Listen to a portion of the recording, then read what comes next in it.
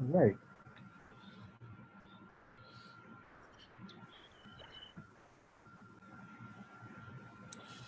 Well, good morning to you all, and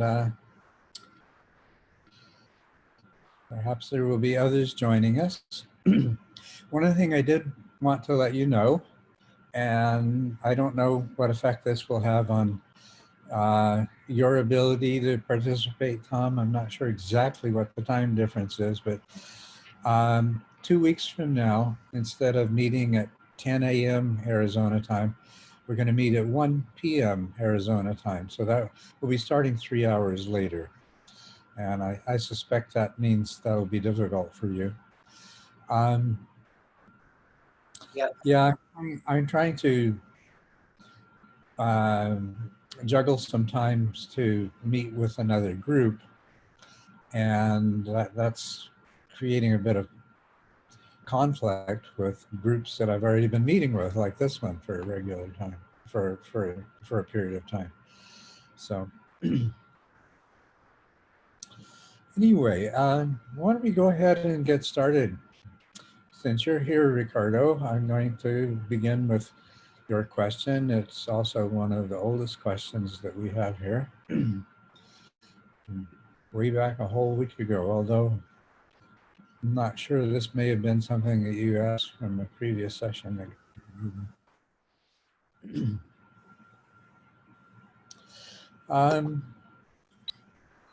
You say, I feel I've been in stage 4 for months, maybe almost a year. I also have the impression that my peripheral awareness has been gaining ground week by week, even off the cushion. That leads me to think that being stuck in stage 4 is mostly due to the stability of attention that's lacking, not the strength of the peripheral awareness. Yet in TMI, I get the feeling that a strong peripheral awareness will naturally and inevitably produce a stable attention. I do feel my attention gets more stable when I exert effort. However, that effort does not feel at all relaxed.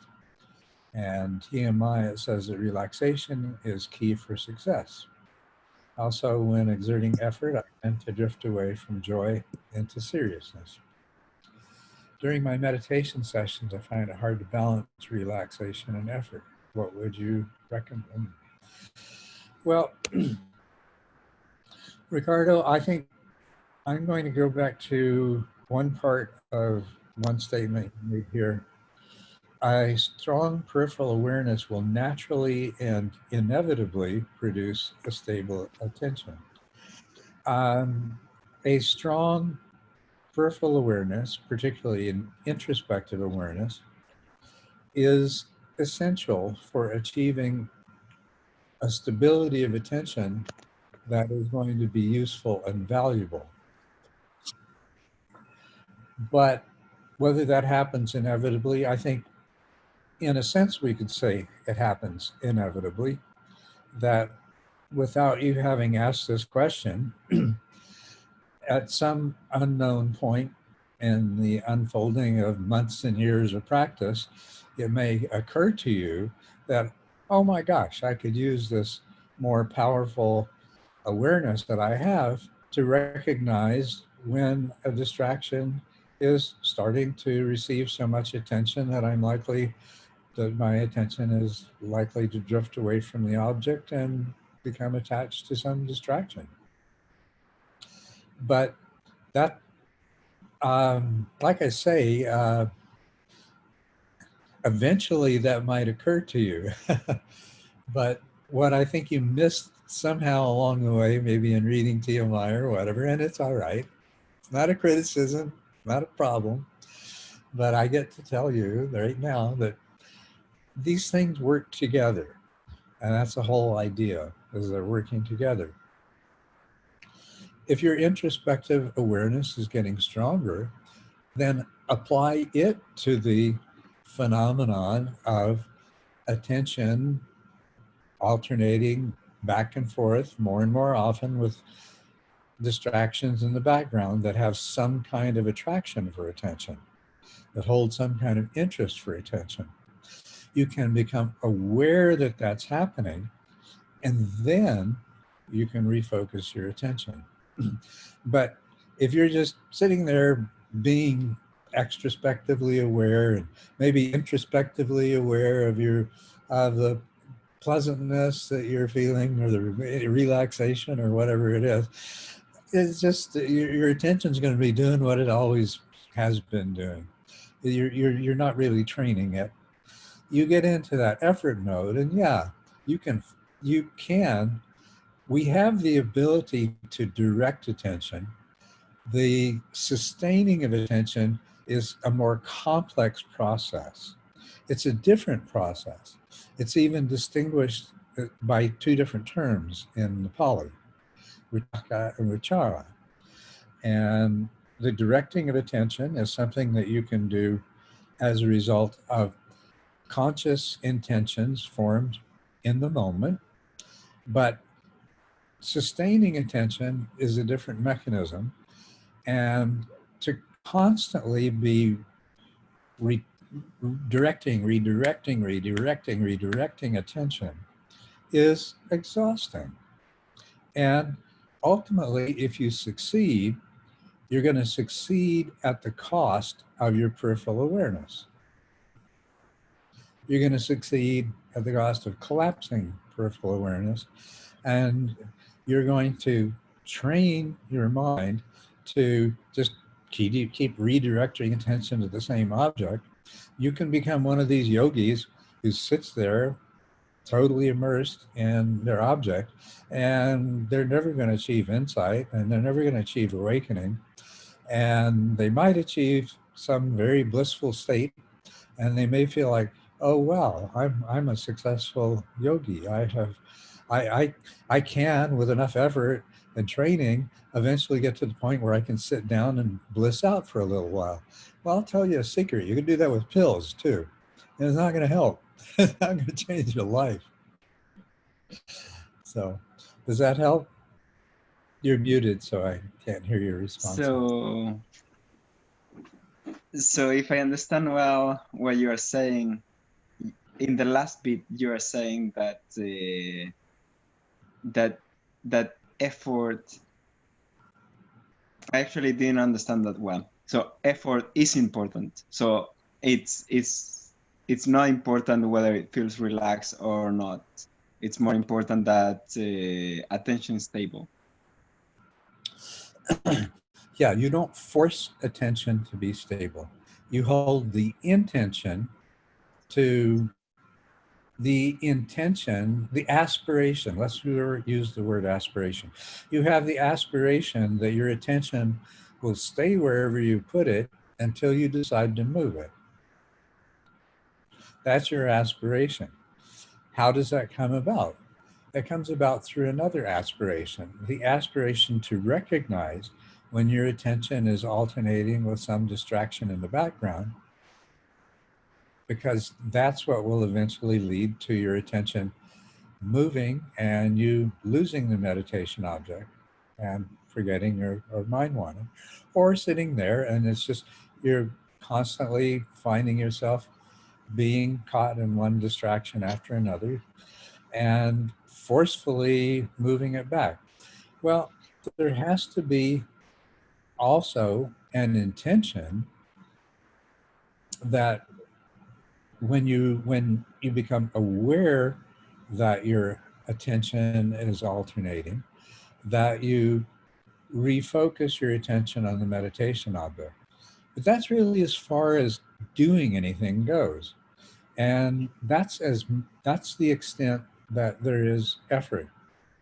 It actually takes more effort to sit down on your meditation cushion at the same time every day.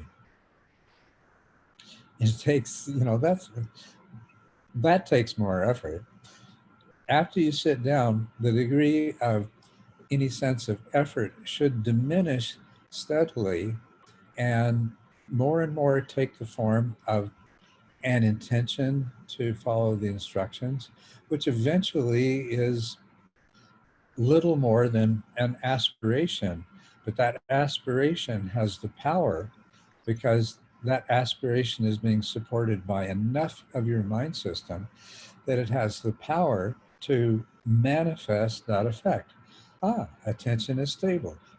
Anytime attention begins to become unstable, I'm aware of it, and the intention that I already formed and have been holding to make a correction for it, that happens until eventually the whole process is automatic. There's no effort involved at all. That's the effortless attention and awareness that you're looking for in stage 7. So that's the direction you're moving. But you've got to let these different parts, the two mechanisms that have to do with the stability of attention are directed attention and sustained attention. Once you've directed your attention to the breath, the only job then is later on, when you realize that it's becoming unstable, is to redirect it. The sustained attention, that's another brain-mind mechanism. You train it through the intention and through the action. See, when you have an intention and you act on that intention repeatedly, every time attention stops being sustained so firmly on the meditation object, you make a correction. It's just like training a puppy dog. Every time they start chewing your shoes, you tell them to stop. Eventually they stop. Thank you. Now, if you beat them up, that's not going to work, right? Yeah.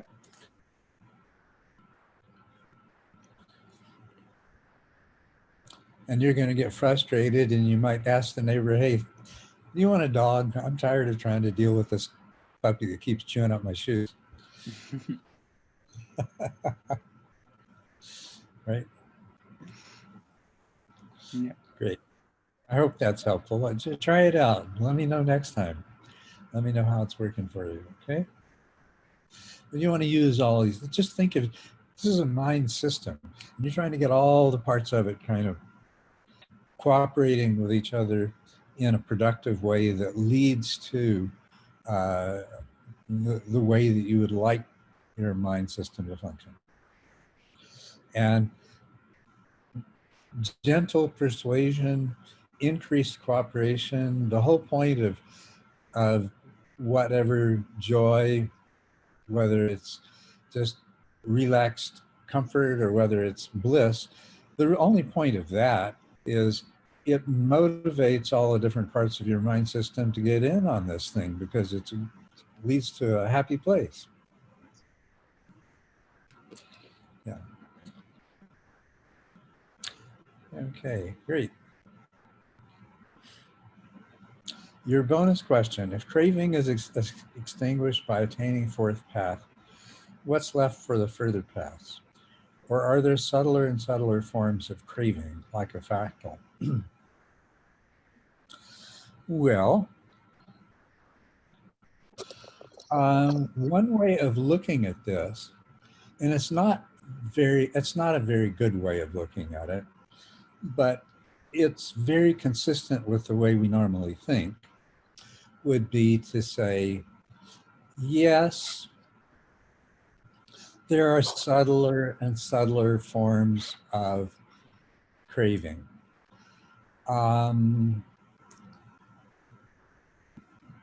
But that's not really true. And that's a crude approximation, an oversimplification coming from a degree of ignorance about what craving is that can be enormously misleading. And so let's throw that out the window. Okay? We have in the 4 paths, what the Buddha has done is he's taken the extremely complex phenomena of being a conscious human being in the world, and he's isolated an aspect of it that is meaningful and important to everyone. And he's taken that aspect of it, and you can do this with anything. You can take from the developmental process of a mind in the world that is evolving in a positive direction spiritually, and you can take an aspect of it and you can set it out, you can delineate it in a linear way and say these are the way that things unfold. Now what he did is he took the unnecessary suffering that we create on top of the inevitable sickness and injury and aging and death that are already a part of life, the gains and losses that are going to happen regardless.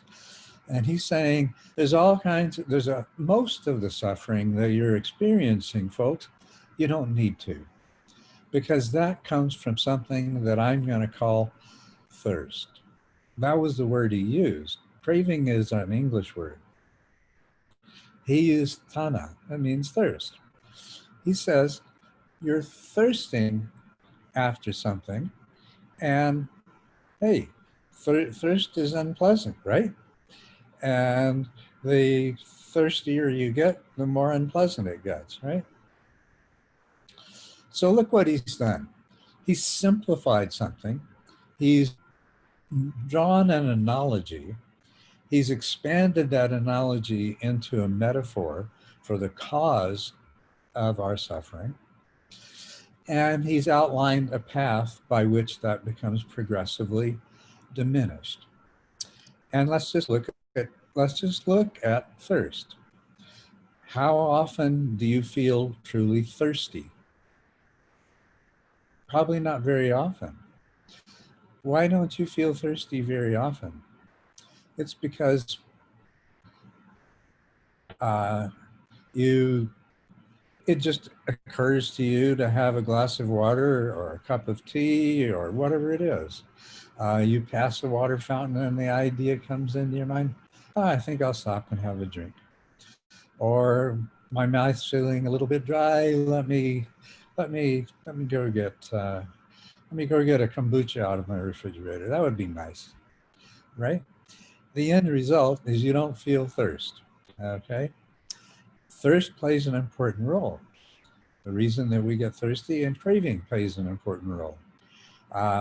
It's supposed to be geared towards making sure that we have the things that we need to survive, succeed in the world and life, and that we avoid the things that are harmful to us.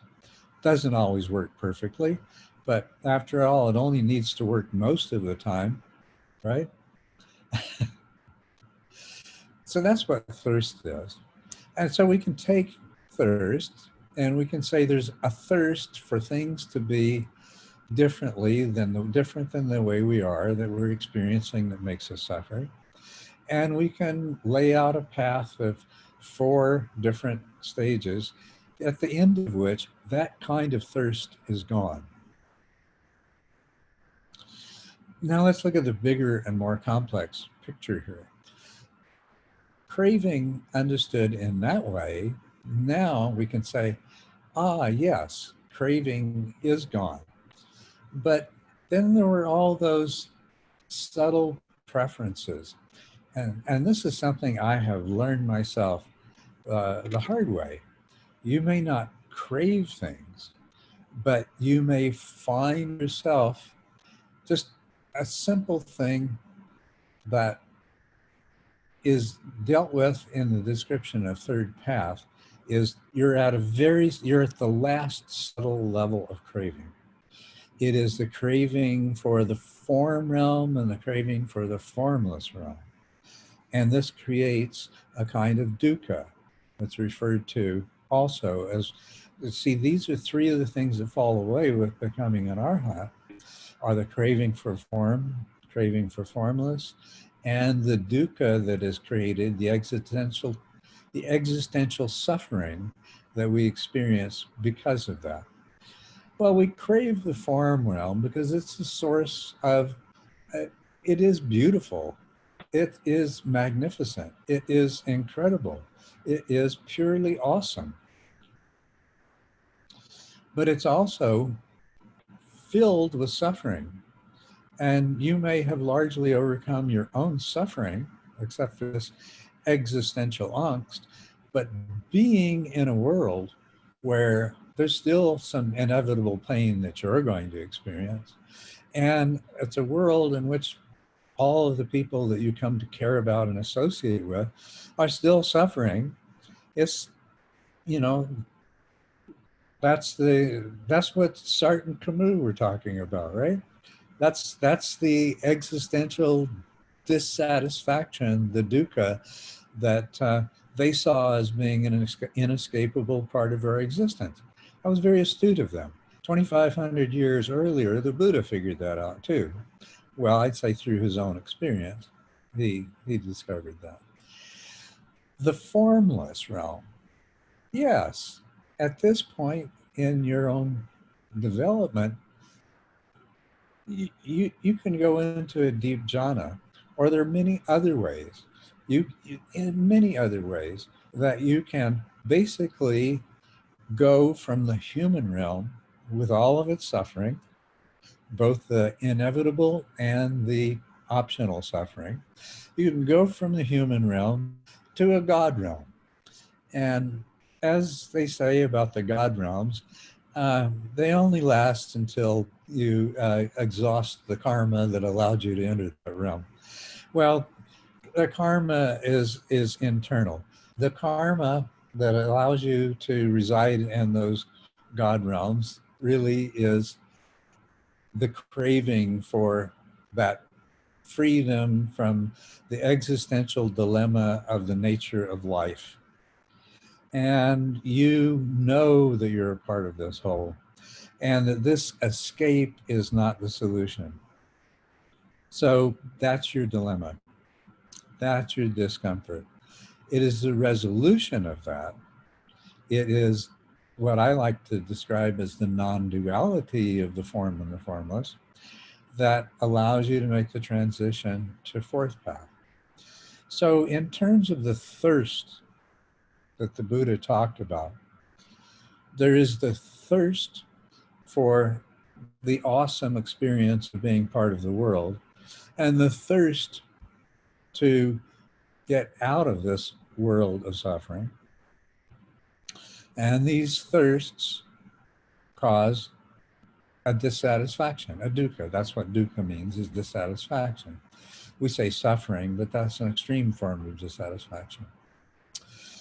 Now, once one becomes an arhat, are they no longer prone to less than ideal ways of working with the much more profound understanding of the true nature of reality, as they have been able to the degree that they are now able to understand and assimilate that? No, it's a path. It's an ongoing path. And I've said this many times before. There is no end to it. The Buddha chose not to speak beyond fourth path because it was just going to confuse people. The Mahayana teachers subsequently spoke a lot about what's beyond fourth path. And sure enough, it's confused the hell out of a lot of people. Unless you're far enough along to understand what this is about, when these teachers say samsara is nirvana and nirvana is samsara, and somebody that's not close enough to that realization to understand it tries to figure it out, they're in a pretty great danger of coming to some mistaken conclusion that's going to be more of an obstacle than a help, right? Form is emptiness, and emptiness is form. Well, wait a minute. You try to figure that one out, and chances are you're going to come up with a mistaken conclusion. Nisargadatta, Rupert, what's his name? Anyway, Spira? Spira? what's that? Spira? Yeah, spirit. That's right. Yeah, you don't have to do anything. You're already there. Well, that's true. That's true. How come it doesn't feel like you're already there? Right? You you know, you go and you tell people that aren't at a place they can understand this, and oh, well, Rupert Spear says I'm already there. I don't have to do anything. I don't have to meditate. I don't have to practice. I just have to do this very enigmatic thing of realizing that I'm already there. You know, well, there was a reason the Buddha stopped. He went as far as fourth path. You can explain that in terms of these paradigms. You can create, you can extract from the complexity of reality some particular feature, and you can describe it developmentally. And so that's what he did. That's what his whole Dharma does. It's all about learning to overcome attachment to the notion of self. It's like learning to overcome the behaviors that arise out of that to lead to suffering for yourself and others. It's learning to overcome the tendency for the inappropriate thirst for things to be better than they are. It's the development of acceptance that you are part of something that's much greater than you're ever going to grasp. And that for you to decide that you know better how things should be than this totality, you know, you're a minnow trying to move the Titanic. And the best you're going to get out of it is really frustrated and tired, right? So you can take all of these different things, and there are different ways that you can describe this as a developmental process, and they're all very, very useful. The process continues at subtler and subtler levels. It would be totally inappropriate to use the word thirst, or what we translate into English as craving, to describe what you're dealing with after fourth path. Thirst is gone after attainment of fourth path. But that doesn't mean that there's still a whole lot of ways in which you approach this ultimate that you are a part of that are still not, they're still less than ideal. Does that help? Yes, thank you. Yeah. All right, good. Yeah. I'm glad that helped. Agaga, your question is next here. You're really curious. You've been asking this, I know, I've seen this question now, I think for about the last 2 or 3 sessions. Really curious about psychic powers. I understand that in light of the purpose of the practice, they are not important, but this topic keeps piquing my intellectual curiosity, so I cannot resist asking about it. First, I want to say, it's not that they aren't important, it's that chasing after them and becoming attached to them is antithetical to the whole purpose of the Dharma. Okay? But I'll come back to the role that they play. I think I have a firm intellectual understanding and conviction of your metaphysical views, non-dualism, individual minds not being separate, etc. So I have no doubt that all sorts of mental phenomena are possible that do not align with the materialistic intuitions of ordinary people. Right on. What psychic powers are possible, or have you personally developed, if you don't mind me asking? Is reading the minds of others, Siddhi, real? If so, what is the exact nature of that Siddhi? Can a meditator know the exact content of another person's conscious experience, thoughts, emotions, etc., in real time? Okay, so I think I understand what you're you're asking. What you're asking is if the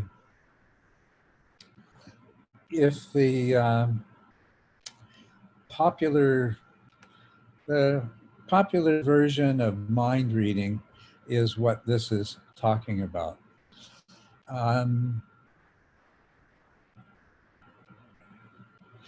This is something that does develop naturally. It's something that happens to infrequently to almost everyone.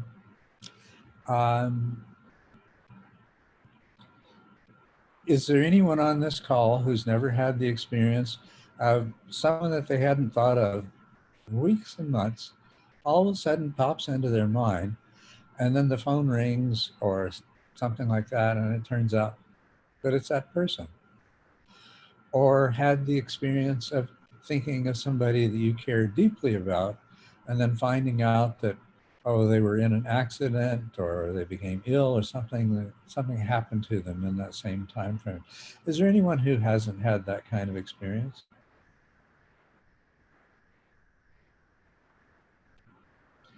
Well, I can't really see your responses, but it's pretty common.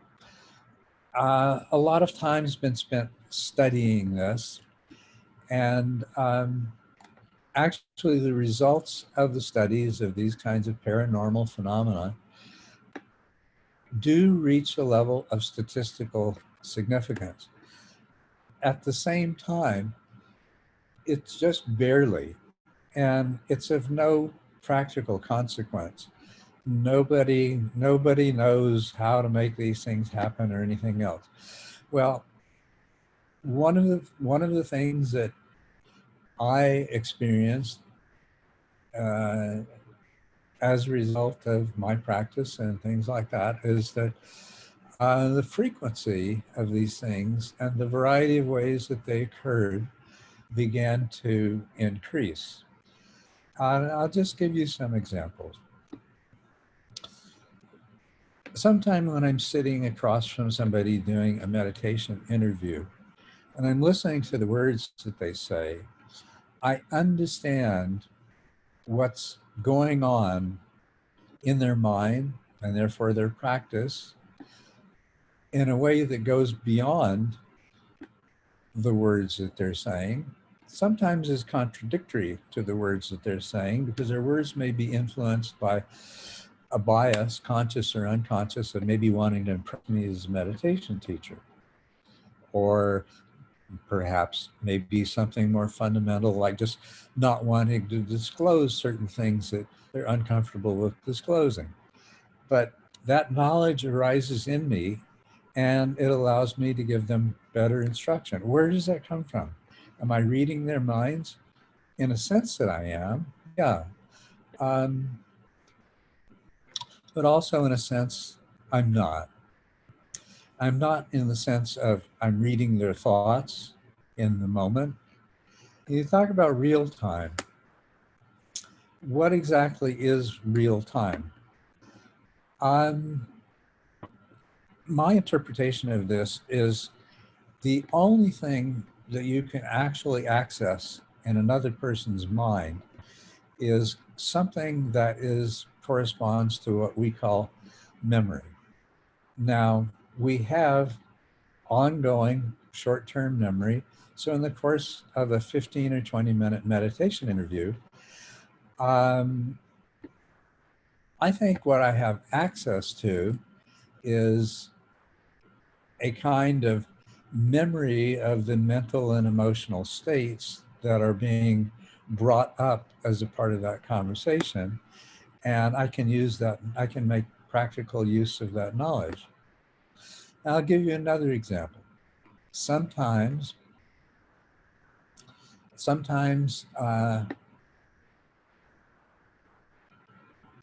when I'm teaching, somebody will ask me a question, or in the process of saying whatever I'm saying, I'll reach a point where I don't know. And then I hear myself I hear myself answering that question from a place of wisdom and understanding that I quite honestly didn't know I had. As a matter of fact, no, I really didn't have. Where did that come from? I feel like it happens fairly often in teaching situations that I'm, quote, channeling the wisdom and knowledge of those who have a greater and deeper understanding than I do. That is a valuable part of those cities. Okay. Um, I've had some amazing experience. One happened to me as a graduate student. We had an electron microscope laboratory, which uh, my my advisor had gotten the grant for and set up. I was the person responsible for maintaining that laboratory was essentially my personal domain, and um, everyone in the department, they needed that they needed electron microscopy done. I would coordinate that, and I was basically in charge. We got a new faculty member joined us, um, and he was a very ambitious person. And he immediately identified my advisor, who was also an incredibly ambitious person, as he was the competition. And he had control through me of the electron microscope facility. Well, one morning, I was walking up the steps to the department, to where my lab was located, and it's like I was in a room hearing a conversation between the new faculty member, a couple of other department members, and the chairman of the department. And it was all about how, because of the nature of his work, I'm talking about the new faculty member, uh, um, and the importance of it, he had no shortage of ego, that he should have control of the electron microscope facility, since it was an extremely important part of his work. So when I got to the top of the stairs, I went straight to my advisor's office, and I said, I believe that Dr. So-and-so has got something in motion where he's trying to take over control of the electron microscope facility. And actually, it might be a good idea to intervene and see if you can't meet his needs without him taking control. So my advisor said, I'm not surprised. This sounds like something he would do. He walked out, he went and spoke with the chairman of the department right afterwards. Now, that's kind of a pretty impressive example of psychic phenomena, right? That was not I was too early in my practice to call that a CD. That was more like one of those things that happens to people in their lives. But the amazing thing about it, it was like I was seeing and hearing through the eyes and ears of others. And that's one of the cities too. So anyway, cities do have their place and their role. And one of the things that happens is that as we move along in this process, the barriers that our minds create that separate ourselves from the minds of others become far more permeable. And I believe that that happens mostly and most readily when the motivation, intention behind that is something that is positive and valuable, that is beneficial in some way, uh, the sort of selfish application of that seems to be, I don't, there may be some personalities where whatever the innate thing is that keeps that from happening isn't present. I've wondered if that doesn't account somewhat for the incredible manipulative abilities of certain psychopathic and sociopathic personalities. But that's just pure speculation.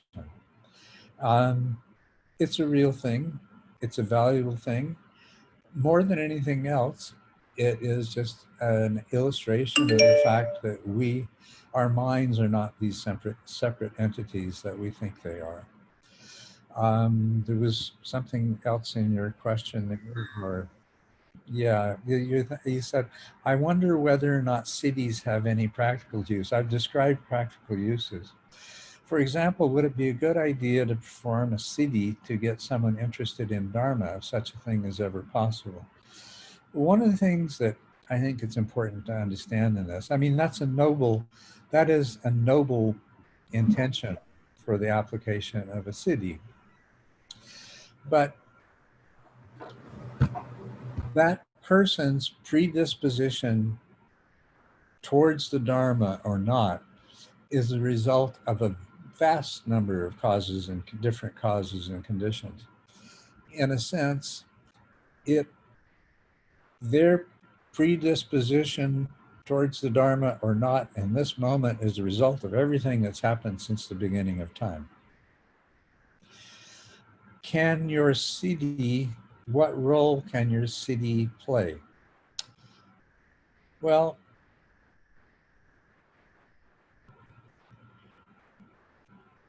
the same role that your knowledge of the Dharma and that your wish and desire to help a person,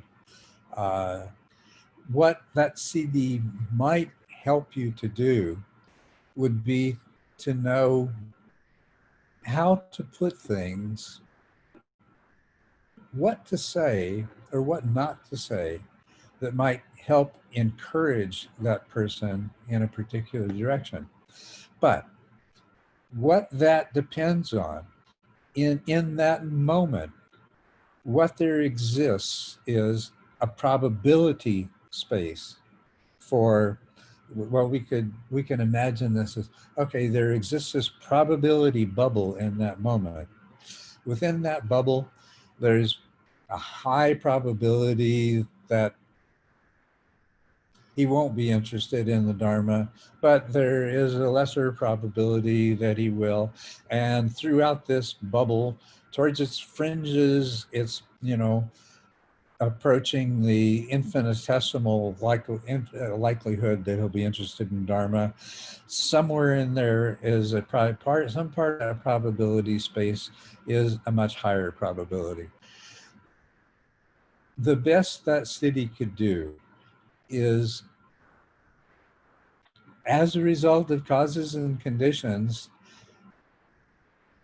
allow you to choose to say or do things in such a way that might contribute in moment number 2, let's call it, after you've said or done that, to some change in the probability space that determines that person's action that might make them just a little bit more, maybe a lot more inclined to decide to go to a meditation or Dharma class that evening or that weekend or something like that.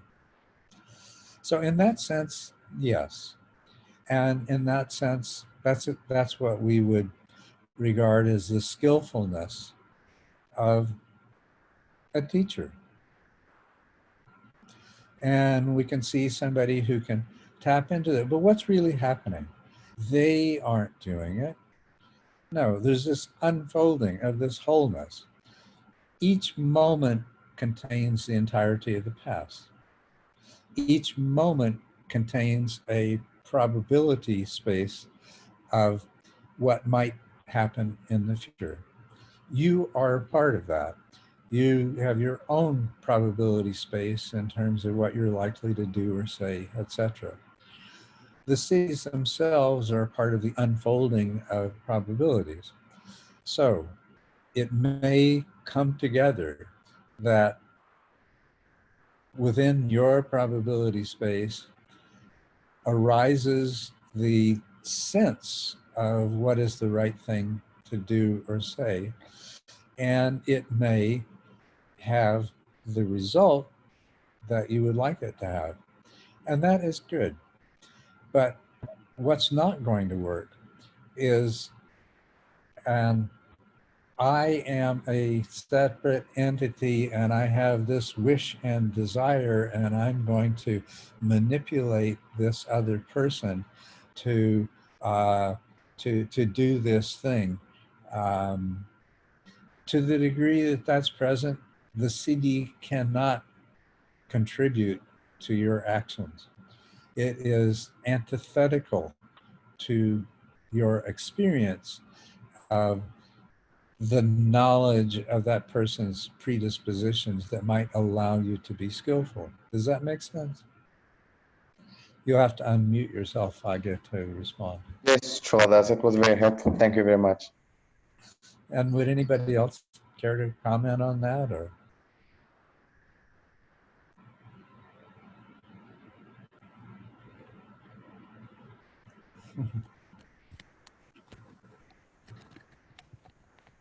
Okay, I guess not. Let's move on. I think I've had similar situations with when I was seeing patients. Oh yes. Mm-hmm. Your voice is very faint, and I can't understand your words. Where it would seem like I could, when I would see a patient, it was almost like I could be aware of sort of the past that this patient is bringing with them, and as a result, be able to answer or ask questions in such a way that would be more meaningful for them. But my impression also is that this I can't do intentionally. It sort of comes as grace. Right, yes, right. That's exactly what it feels like. That you have this knowledge, it's useful, you didn't make it happen, but what can happen is that over time, this grace, and that's a really good way to put it, this grace is bestowed upon you more and more often. And what I find is that the more compassionate and benevolent your intentions, the more likely that is to happen, which is what stands in the way, at least for most people, of them being able to invoke this for ways that are not so benevolent and compassionate by nature. And like I say, there may be certain people whose brain minds function in such a way that this is not true. The empathic manipulative ability of certain people who are always classified as psychopaths is incredible. And they do this naturally and easily. And that's what makes me suspect that there are mechanisms that somehow can bypass what, well, I think maybe one possibility is that compassion and benevolent intentions help to cause us to arise in those of us that are, something else causes these to arise in people who have certain manifest certain abnormal personality characteristics.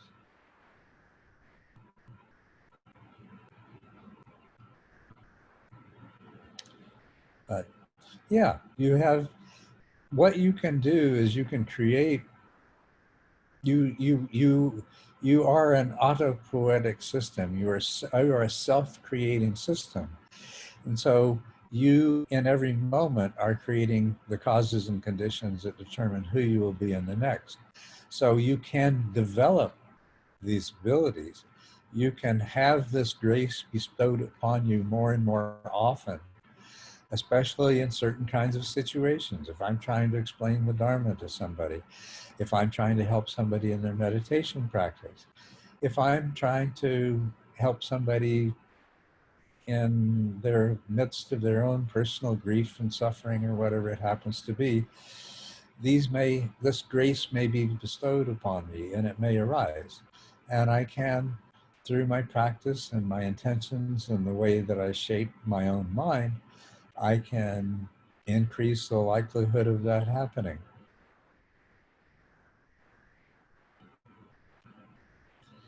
You did and could continue to do so yourself, Bill, and any of you could. The problem with the CDs is they hold a very unwholesome and unhealthy attraction. That's why people who understand the CDs are very reluctant to speak about them, except when they're pretty sure that people are going to understand and appreciate what they have to say, and not become attached to them as some kind of magical power, and most especially as some kind of magical power that's going to serve their ego needs. Right?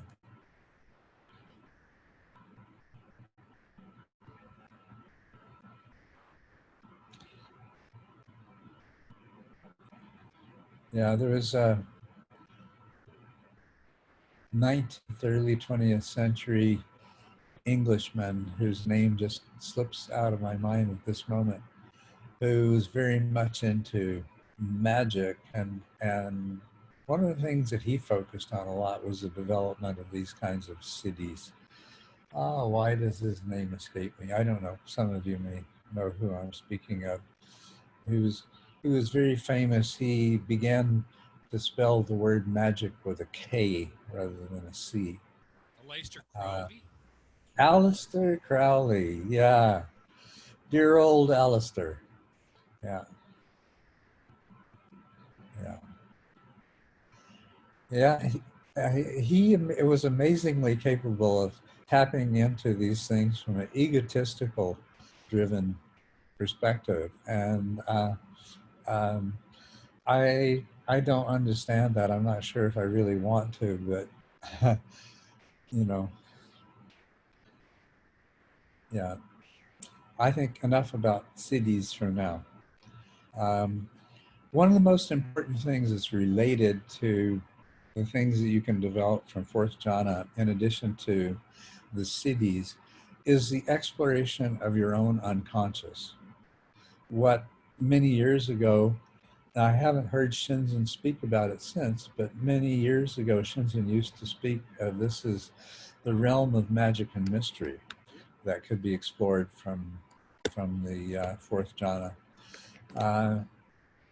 And just in the context of this conversation, I think maybe I have to ask him, but I think maybe I understand the reason that he stopped speaking about that in the way that he once did. Anyway, as I said, enough about cities. Let's look at some of the other questions, okay?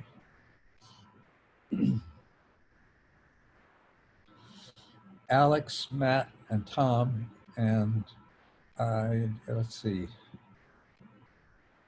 Are either Alex or Matt here? No, so we're going to do Tom's question first.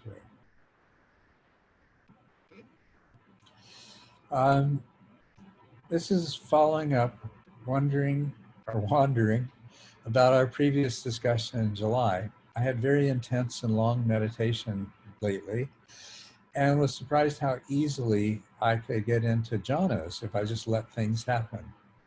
I realized that I do not need to try to do anything to get through, let's say, stage 2 to 6, 7.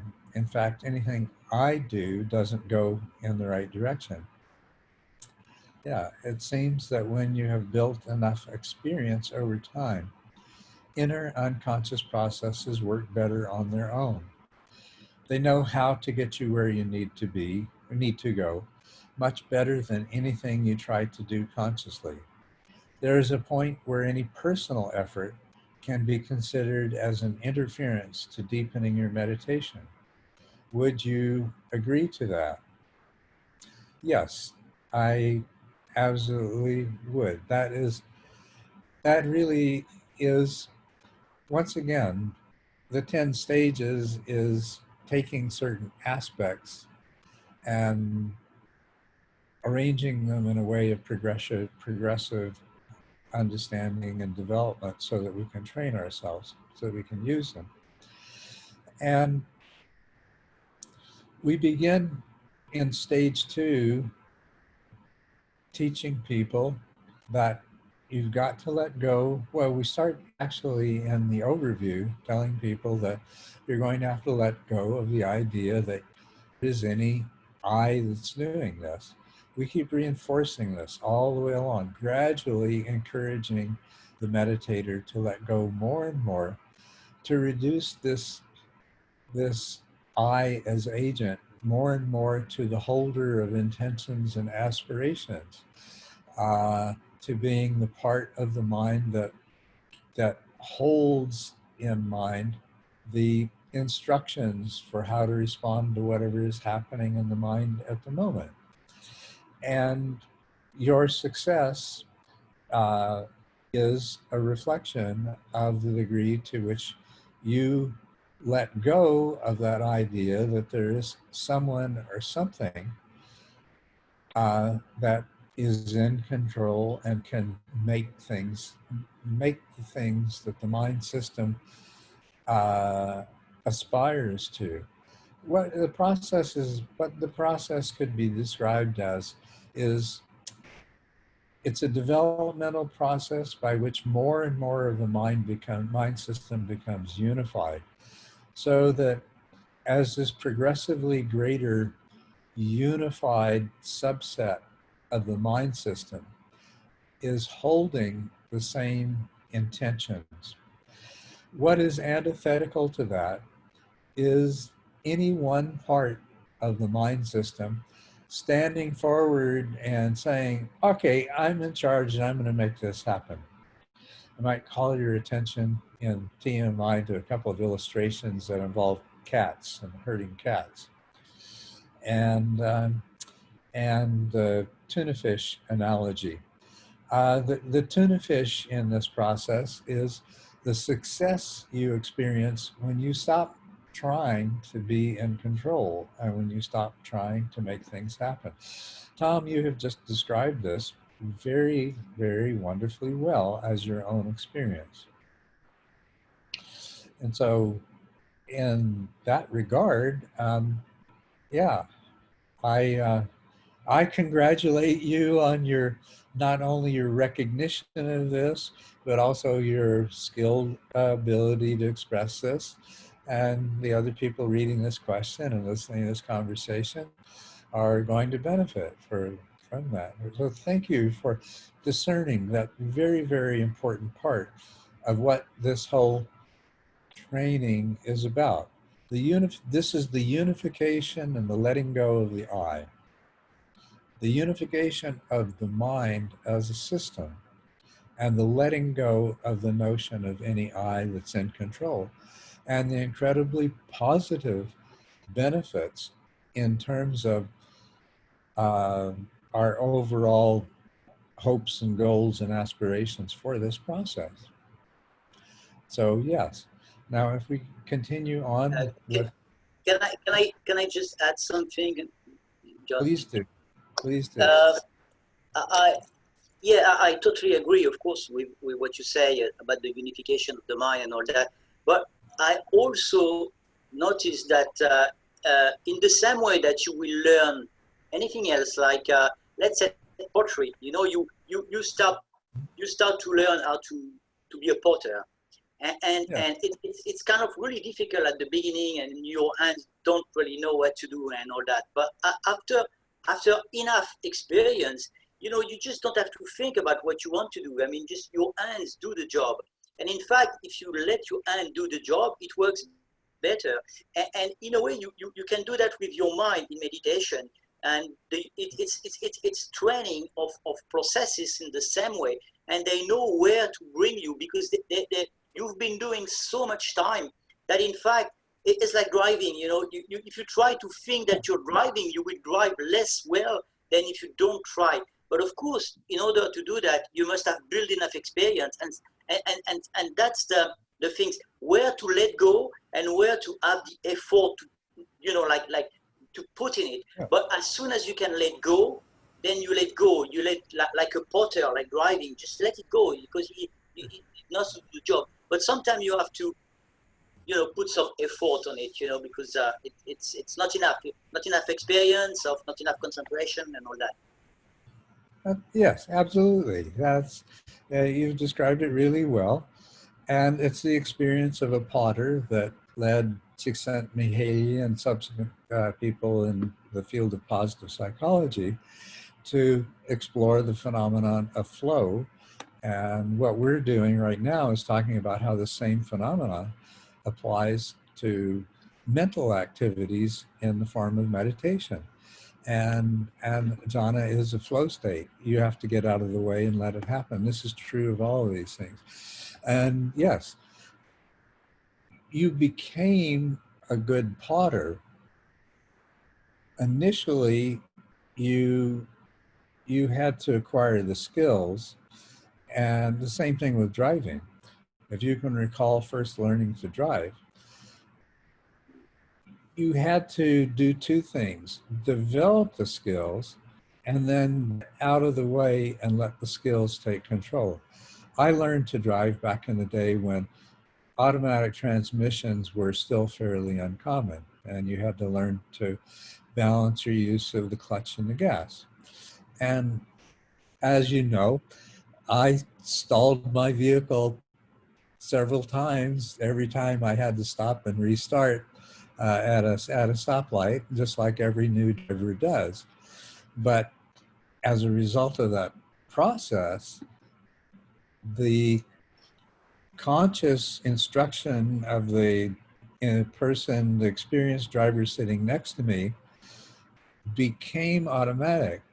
And then, if I thought about it, I'd stall the vehicle. But if I just did it, I wouldn't, right? I mean, I'm sure you've driven a car with a clutch, right? So you know what I'm talking about. Same thing applies. Riding a bicycle, learning to be a potter. If you're already a skilled potter and there's a new technique that you'd like to learn, you're going to go through exactly the same process. You're initially going to have to do that at a level of consciously following instructions and making mistakes and learning the nature of those mistakes to develop that new technique. But as an experienced potter, you know that the sooner you just let it happen, the sooner you will have mastered that new technique, right? The sooner that too can become a flow state. All of these same things apply to what we're doing here in meditation. So, yeah.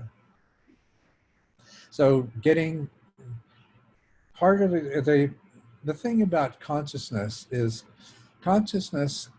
information exchange. It has a very, very low, whether you want to call it bandwidth or capacity, only a small number of subminds or a large number of subminds acting like a single unit can put information into consciousness at once. Although the entire mind system can respond to the information that's put into consciousness. So there is this correlation between conscious effort and unconscious learning. And then there is likewise this correlation between letting go of the whole conscious part of it, except for the conscious awareness that provides the instant by instant feedback. If you're a potter, there's an instant by instant feedback from the feeling of the clay against your fingertips and what you see with your eyes, but it doesn't get processed at any kind of an analytical level. It's just providing the flow of the feedback of information from the sensory to the motor system, from the motor system to the sensory system. And that feedback is what produces a beautiful pot or a sculpture. And so it's the same kind of thing that applies here, the role of consciousness. But the role of consciousness, if you recall that the content of consciousness is enormously limited compared to all of the unconscious processes operating in parallel at the same time. And so what you're talking about are those limitations. So I'm going to continue with your question because there's something here that I really wanted to address. So somehow naturally I fall into jhanas, and I've also built enough experience. They deepen by themselves. The way I feel it, a sort of energy, shakti, whatever, go all over my body, and as jhanas deepen, physical sensations vanish completely. My mind became very quiet until finally my thoughts stopped. Finally free myself, then I might wonder, do I have to do something to go further, or should I let things happen? But I don't have much experience of going any further, so what can happen by itself if I don't do anything and remain without much I in that place of bliss and quietness? Well, what's going to happen, Tom, in that place of bliss and quietness is the mind system in that state is going to, it either came into that state with a set of intentions, a kind of instructions as to what to do next, or it didn't. And if you're in that mind state without those intentions, then either nothing's going to happen, or whatever does happen is going to be the result of some unconscious processes that are not related to a pre-existing intention. If you look at jhana instructions, that what you learn to do, one of the things you practice doing with jhana, you start out with something very simple, deciding how long you're going to stay in the jhana, right? And what you do is you learn to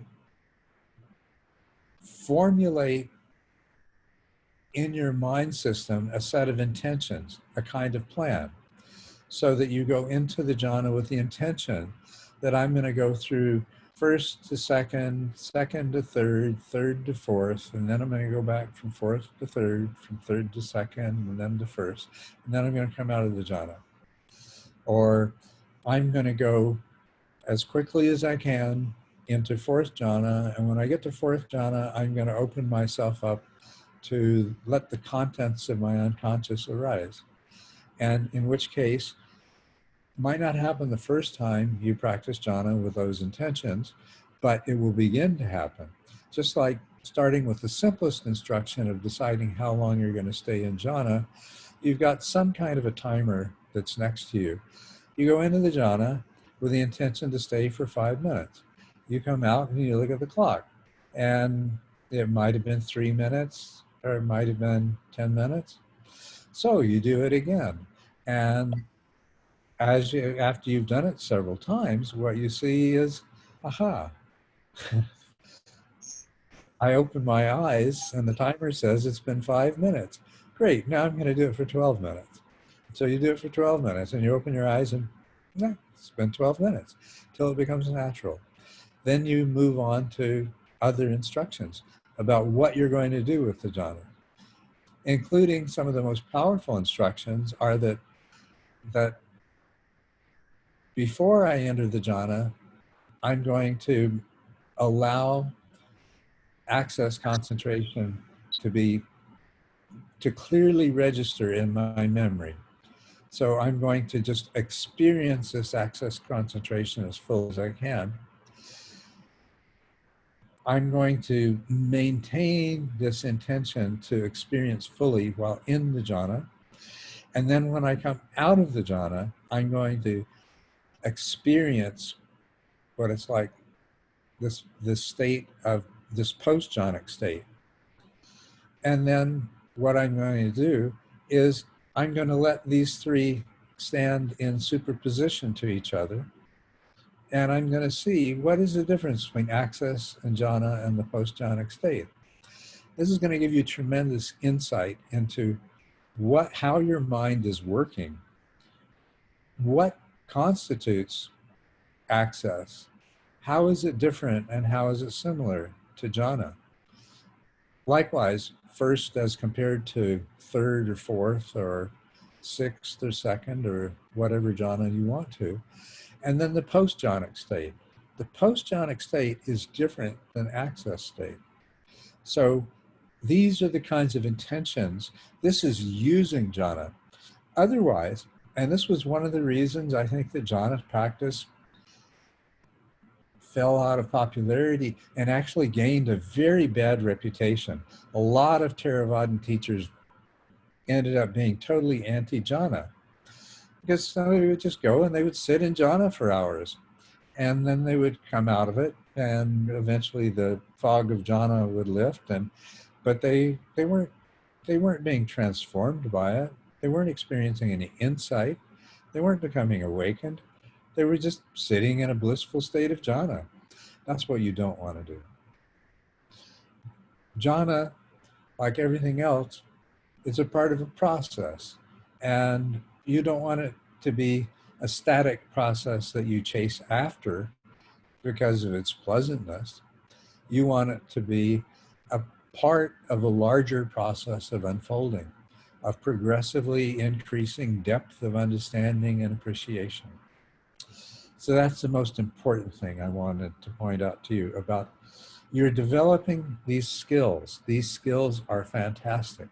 Now, what do you do with them? What do you do? What do you do with them? And the answer to that, and this is something else that, there's so many things that I feel like one of these days I would like to write about, and maybe I'm going to start, maybe I've got a website. It's a piece of junk right now because I don't know how to organize it or anything else. By the way, I'm putting the word out right now.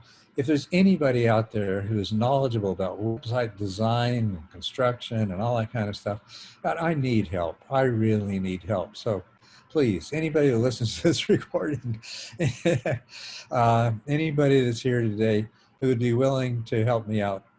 But anyway, if nothing else, if I could just use my website as a place to post blogs, that would be wonderful. Ricardo, are you is that an acknowledgement or? I know a bit of web programming, but I'm not a designer. I might help somewhat, but not fully. Yeah, well, the person that's assisting me basically said, I found somebody who will program your website for a reasonable price. All you have to do is come up with the design and the pages and everything. But that's the part that I don't know how to do. Right. Right. So, well, we can iterate it. I mean, with ideas. What I'm saying is I'm not a professional. I can help like a friend would help, not like a person that charges for it would help. Well, I'm hoping for somebody that maybe even does this, has had a lot of experience with doing this, whether they do this professionally or not. My previous website was beautiful. it's about as messy as mine is now because of what's been done to it. But my original Dharma Treasure website was created by a student of mine who was a professional website designer, and it was beautiful. It was wonderful, and you know, so I need some. I need the gift. I need the grace of somebody like that to come along again. What is the name of your new website? It's just culadasa.com. Yeah, nice and simple, nice and clean, not too difficult. So anyway, I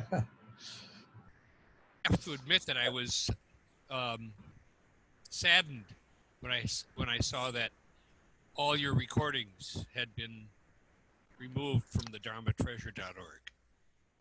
well, if you've noticed, a wonderful person, one of our Patreon people, managed to capture all of those, and is making them available. So all of those recordings will be available. There's an attempt going on to try to obliterate me, to erase me. It's interesting. I've never dreamt. I've never even spent any time thinking about what it would be like to be erased until now. I have a group of people trying to erase me, as if I never existed. But fortunately, there are other people that are stepping in and keeping that from happening. So yeah, was a wonderful person who's part of our Patreon group who managed to capture all of those recordings, and they are and will be available. So. I have a complete set as well. Wonderful. Okay. I appreciate that. The more people that do, the harder it will be for anyone to erase me. But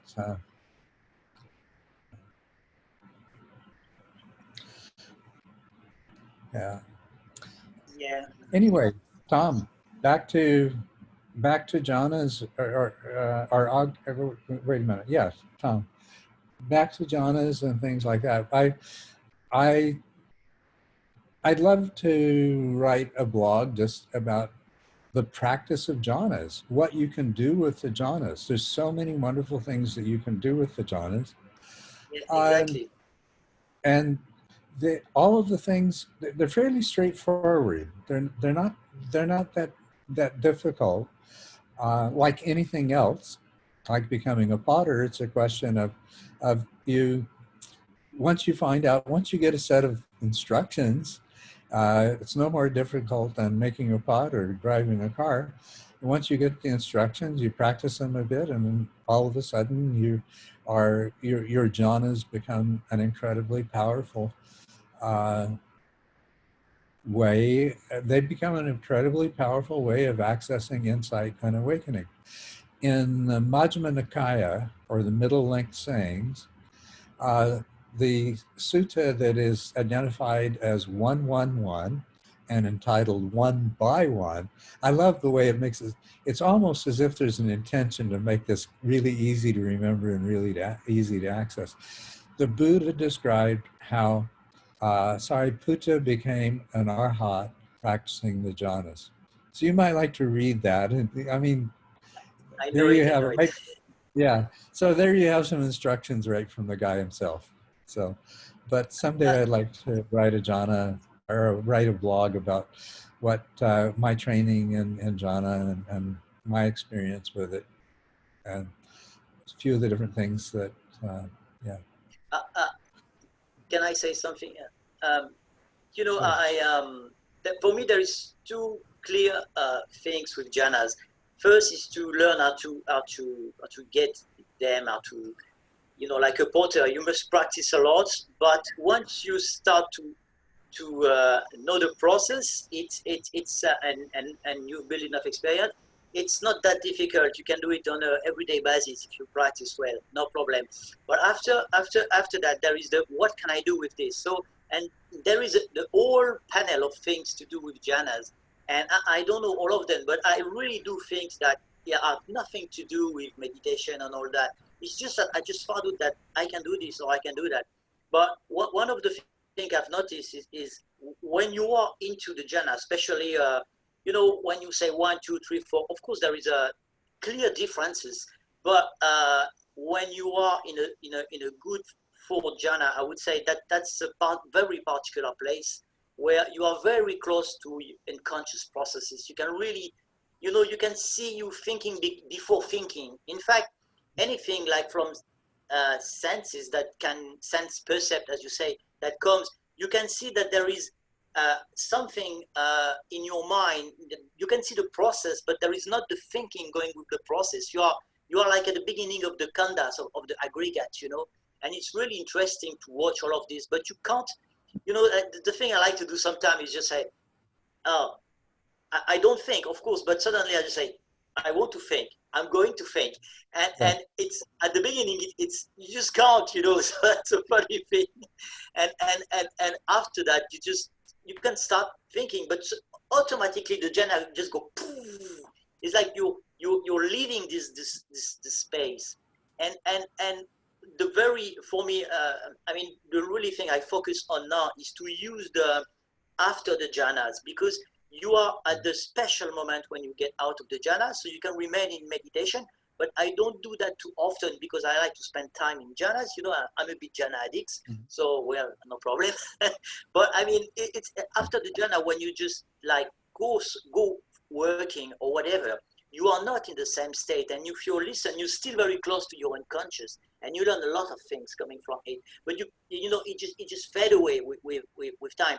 But at the beginning, it works really well. So if you can remain in a quiet place and do quiet things, it's even clearer, you know, because you don't have to, you know, your brain should not be too messy. And of course, if you go back in a big city and blah, blah, blah, blah, it won't work. But I mean, you know, there is a whole panel of things. And I just discover more and more. And you know, like there is a danger of staying in that state and being, because it's really a good place to stay, obviously, especially the second jhana. But what's good is you have to take it as a scientist. You know, you're just studying it. You feel good sometimes. You just want to stay there because you're good. Fine, stay there. But after that, when you feel good enough, you say, okay, now I'm good enough.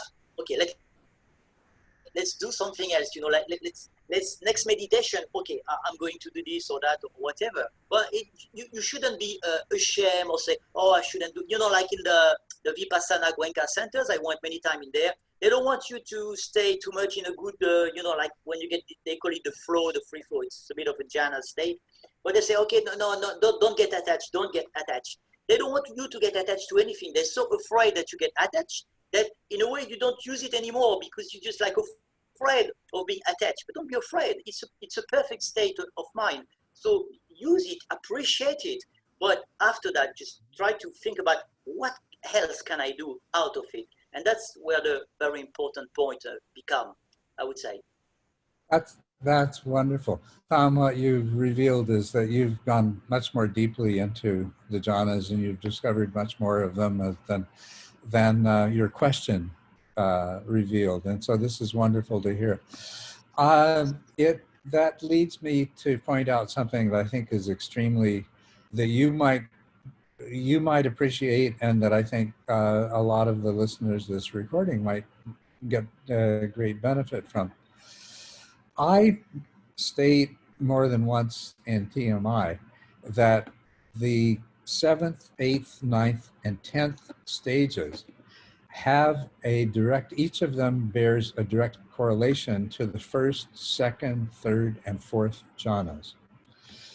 There is an important difference. In jhana, in the state of jhana, by virtue of what constitutes the state of jhana, you had to have formed your intentions in advance. You can't think, you can't decide, you can't choose within the jhana. The difference in the stages of shamatha is that you can.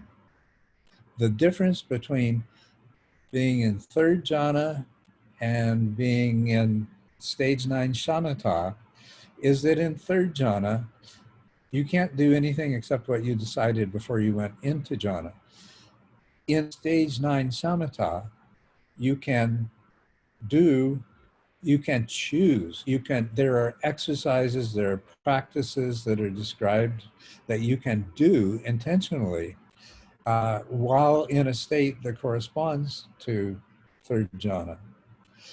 Likewise, the 10th stage, where you have fully developed samatha off of the cushion, is where you not only have the ability to exercise intention actively in the moment while in a state corresponding to the fourth jhana, but it's not limited to doing this on the cushion. You've gotten up off of the cushion, you've gone back into the world, into your daily life, and you have all of the power and the access of fourth jhana.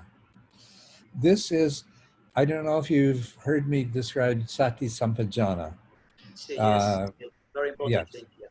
And essentially, if a person is in stage 10, so that of samatha, so that they're in the state of samatha while they're out there interacting with people in the world, they not only know where they are, who they're interacting with, what it is they're thinking and feeling, and what their intentions are, and what they're saying and doing, but they also know why those thoughts and emotions and intentions are arising, and whether they're wholesome or not. They know what what they're saying and doing, what they're arising from. They know they're in touch with the unconscious processes driving our speech and action and interactions with people in a way that is just incredibly powerful. And yeah, there's times in my life where I enjoyed that state for so long, and there's times in my life when I didn't, and I only wish that I could have, because to have been that much in touch with my unconscious processes in the moment would have made such a huge difference to my life. But what you're saying about fourth jhana and the implications for daily life, that's very real. That's what being in samatha while in daily life is like. It's having that kind of access to unconscious processes. That's the fully developed sati sampajana. Very important. Right.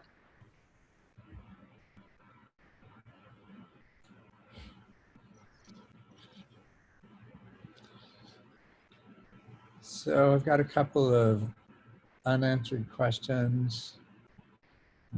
Alex, I'm currently at stage 5-6, curious about how I should expect discursive thought to change off the cushion as I continue to progress from here. I work in a creative, analytical job in investing where I need lots of spontaneous discursive thought to arise in order to be productive, as well as to investigate and explore and play with those chains of thought. Should I expect to improve at this due to enhanced attention and mindfulness? Absolutely, yes, you will. Should I expect to get worse at some point because of the frequency of the arising of discursive thought simply lessens? No, not at all. The degree to which you take the creative perception that arises through what we refer to as awareness or mindfulness or sati, and which we could also think of as right brain, large view, more holistic view, creative things. The degree to which you subject them to discursive analysis is the only difference is that is by choice, and you do it when it's valuable, and you don't get caught up in doing it when what it does is make you actually lose the creative inspiration that was in that, as that part of your, that discursive part of your mind simplifies and linearizes the source of your creativity. You'll just get better at it. To put it bluntly, should I be concerned that at any point, 7, 8, stream entry, 4th path, something in how my mind works is going to change that will make me worse at my job? You do not have to worry about that, Alex. That is not a problem. There is something that can be a problem, probably won't be a problem in your job, but can be a problem in other aspects of your life. And so long as you ask is if there's anything that you have to be warned about and be cautious about, is you are going to lose the ability, your memory is going to work really well. You're going to create episodic memories very, very effectively. What's going to happen is you're going to slip more and more out of the habit of weaving those episodic memories into long-term narratives, narratives of days and weeks and months of years, and narratives that involve specific relationships or specific process or specific aspects of your life. And that is a serious deficit for somebody in the world. If you're sitting in a cave somewhere, well, it doesn't matter. If you're in a monastery somewhere, it doesn't matter. But if you're in the world, that's a serious risk. And that's something that's been noted by a number of people who have studied this process, is you lose, well, what they discovered is you lose autobiographical memory. It's not so much that you lose it, because it's still there. You can still generate an autobiography to cover whatever period of time or whatever situation you want to. The pieces are all there, but you haven't assembled them as you've gone along. And that can be a serious problem. So that's the warning I'll give you, is as you proceed in this, and at the moment, I'm just learning to do this, and I'm not I'm not the right person yet to teach anybody else about this. Elizabeth, please comment. Yeah, I mean, the one thing I'd add is that the things that you care most about or that you're most involved in, you may be building those memories. So I had no issues around my job. I had no issues around caretaking for my parents. Where I had an issue was getting off at the exit and getting something on the way home that I needed for groceries for me. Because so again, many people notice parts of this, but I never had issues with job, which required all sorts of creative, long-term working with other people, coming up with ideas, testing things out. Because again, that was a very involved narrative where I had to build those stories in order to function. That was part of doing the thing.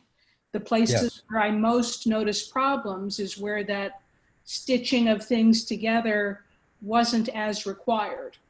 And so I wasn't doing it. Yeah. Thank you. Yes, that is, yeah, that is exactly the kind of problem that you do develop, and it can be a minor nuisance, but it can also take on mammoth proportions under some circumstances. Culadasa, could I add something to that? I've also had extensive experiences with memory impact. And what I learned was I had to actually relearn how to remember.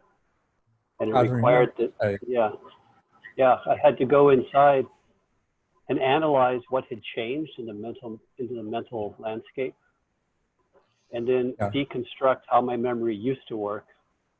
And what I had lost was the kinesthetic, the personal relationship emotionally to the memory was gone. And so I had to find a way to replace an emotive element of my memory with a purely kinesthetic one that had nothing to do with me. it had to do with the body. So yeah, there's a lot of interesting things that can happen. Now thank you. You've just given me, this is something, I have experienced this, yes, but I hadn't put two and two together. Yes, using the kinesthetic aspect of the experience as the key. A lot of memory, it's not that the memories aren't there, but it's like they're not, you don't have all of these different links and connections in order to access them in the same way, because you've never linked them together. You've not created these things. And that's one of the things that I've discovered in trying to learn to do this is that I need to find a basis for doing this. It used to be telling the stories by which I lived, and that kind of fell away. That's what you're referring to, I think, as the emotional. That's what's associated. I mean, that's what you lose when you lose attachment to the ego self and the self-concept more and more progressively, is that your ego demands you create identities for yourself.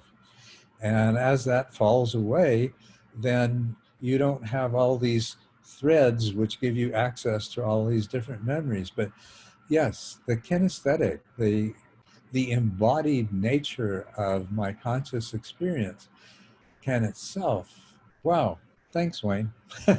You're welcome. And I would add one more thing for those who maybe work in the technology field. It's like, if your memory goes crazy on you, if you lose memory function, ask yourself, what is your master key? Like in a database, you have a master key. For me, emotional self-identification was the master key. Once you find the master key, you can then reverse engineer a replacement for it. Yeah, and just the other piece is, to whatever extent this happens with you, you know, it really helped to normalize it. It really helped to talk to other people who were dealing with the issue, even just being able to say, this is weird. That was very important. And that it, finding out that variations of this happen to lots of people, and that it's normal, and that there are ways of working through it, you know, and that it doesn't mean that you can't function. It just means you may have to supplement, write notes, you know, use a GPS when you drive, various things to supplement the parts of it that are at issue right now. And that, as Wayne says, you can relearn how to do things. With me, as there was less talk, if I could recall the image, that was very useful. So that there are these separate pieces. There's the words that you might have in your head, there's the image, and there's the kinesthetic sense. And realizing what's no longer connected and what's still useful, and adding stuff in. Yeah, I think that's a great clue, Wayne.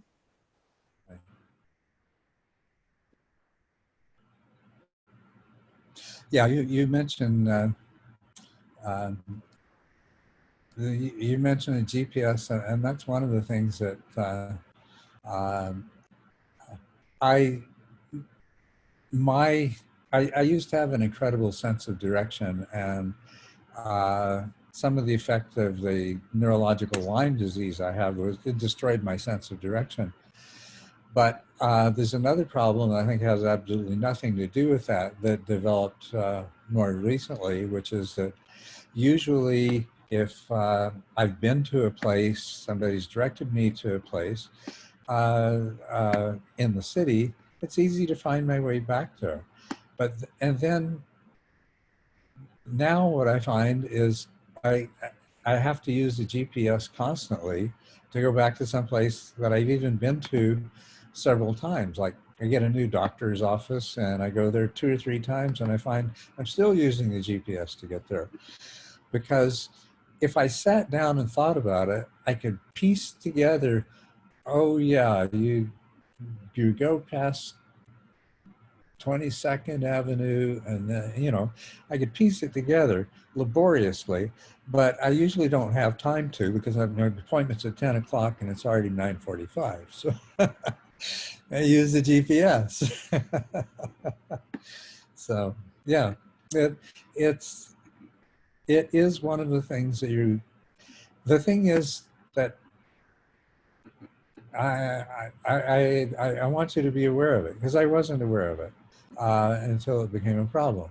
And the other good thing about it is that there are ways to deal with it. The sooner you recognize it as a potential problem, and that there are ways, and know that there are ways to deal with it, and the sooner you begin to develop these alternatives, as Wayne says, you have to reverse engineer it and find another way to get your mind to do the same thing. So you're not going to have to worry about doing your creative analytical job. You're going to find that you're just so much better at that than you ever were before. Just as Elizabeth said, I won't tell personal details, but believe me, before she retired, she was leading a very complex life and had a lot of responsibility, and she did it extremely well, you know. But the problem we're talking about doesn't apply to that situation. You don't have to worry about that. You'll be able to do your work. So let's see. Matt has a question about cleaning up and growing up and waking up. And that's something we could have a conversation about. So Matt, if you want to carry that question over to the next Q&A, and if there's any chance at all you can be present for that.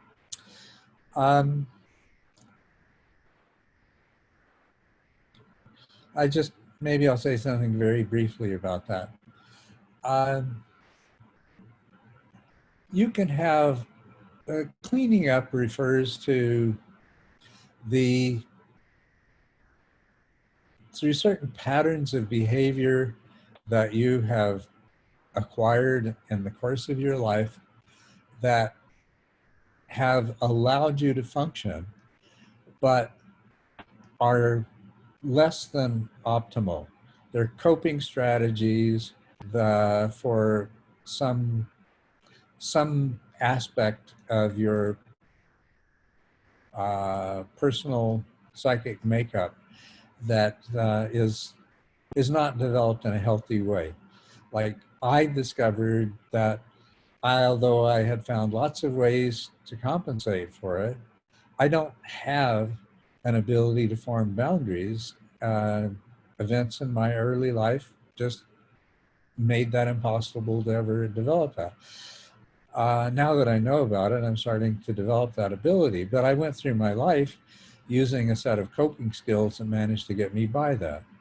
Part of that inability to establish boundaries led to my being extremely, or part of the origins of that led to my being extremely conflict averse.